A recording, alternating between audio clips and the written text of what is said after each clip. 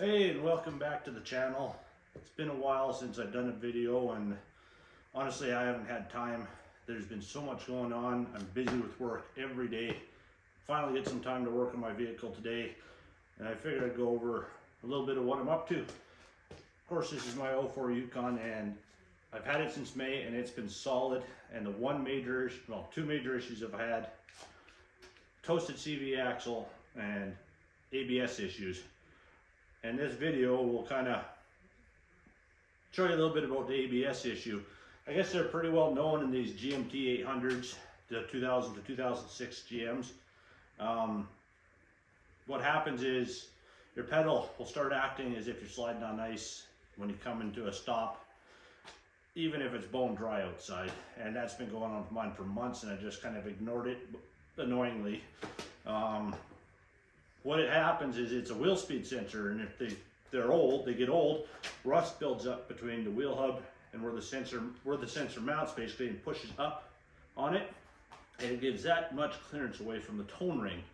And what happens is when I got down to about 10 kilometers an hour and less, all of a sudden that wheel speed sensor is reading 0, and it thinks it's on ice, while these ones keep braking as normal. So the ABS goes off here. Because it's the left one, it's pulling to the right.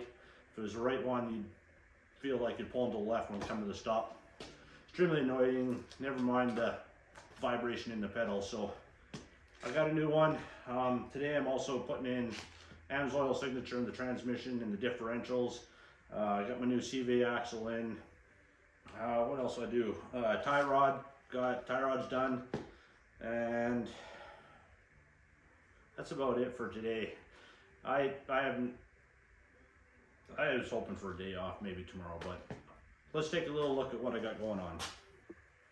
All right, so we're at the vehicle here. Let's take a look and see what I've done here. New tie rod, new wheel sensor plugs. I just got to put the clips in here and uncover the hole where one clip broke off.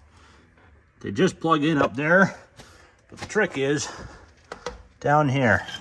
Let's see if I can get in here. There we go. That little sensor right there. That thing needs to come out. That screw gets seized in there, and it's an absolute pain. I managed to do this, put the new one in without taking the brake off this time, simply because I had it out recently. The old sensor is broken. I put a new bolt in knowing I was doing the new wheel sensor. Anyway, but generally, you gotta take your brakes completely off to get at it, and I got no dust shield here, but that needs to come off. And if that screw's in there, you either need to drill it out or do what I did, pull the whole wheel hub off and get vice grips on that screw and try to turn it.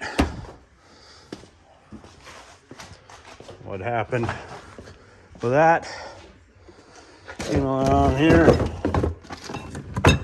there, that's what it's not supposed to look like. It's supposed to have a black casing. Oops. So right now, I'm done all that. And yeah, I did new brakes recently, but I got the new CV axle in there. That's all good to go. Pretty straightforward too. I learned that you don't need to take the brakes off to do this CV axle. You just take the bolts off, all 6 of these off. Take this out, it's just one bolt underneath. And take that nut off. It's a 36 millimeter nut. Slide it back, turn this out of the way, and pull this out the side. Way simpler than I thought it was going to be. Next up, unfortunately, I got to do bushings, top, bottom. I got to do more tie rods. I got to replace the stabilizer link and the pitman arm and the idler arm.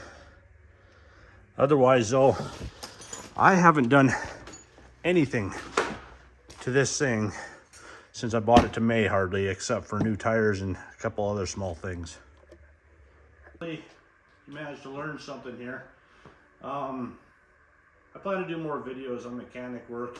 I got a whole whack more to do on this, including rear end stuff, bushings, whatever the hell's back there. I gotta do springs. I'm gonna be getting new lift keys for this thing. I want to raise this thing 3 inches and get some 33s on here that'll actually look a little better and look a little less stupid than these fenders. I bought this in May with 378,000 kilometers on it. I've now got about 418,000 kilometers on it, and it's not burning any oil. The transmission is smooth as silk. The rear end, a little bit of slop, not too bad. Yeah, that's all I got for right now. If you have any questions on how to get something done on here, feel free to ask. I'm learning as I go. I've always been a Ford guy. This is my second Chevy, first Chevy. And I think I'm going to keep it a while, and I would recommend these as a family vehicle still, despite being 20 years old. But thanks for watching. I should have another video out soon on my 78 F-150. Take a look for that. We'll catch you on the next one.